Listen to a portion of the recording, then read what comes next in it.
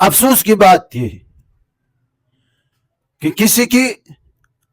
5 بچے، کسی کی 12 بچے، کسی کی کتنے بچے، لیکن یہ فتح کسی کو نہیں کہ نکاح میں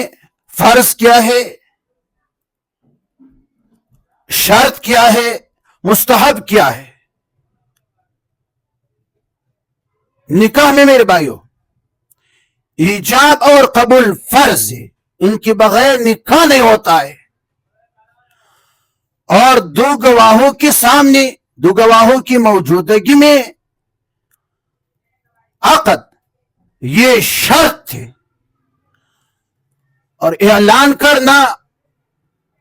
خطبہ پڑھنا، مسجد میں ہونا، جمعہ کا دن ہونا، یہ مستحب ہے۔